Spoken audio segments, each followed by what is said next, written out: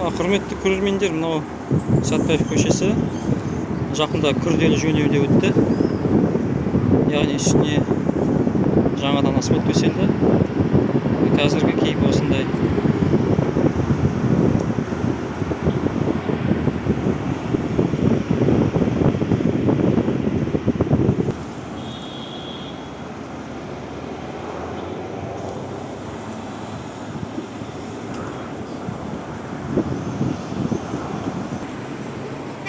Байқап тұрсаңыз, бұрынғыдай кептеліс жоқ.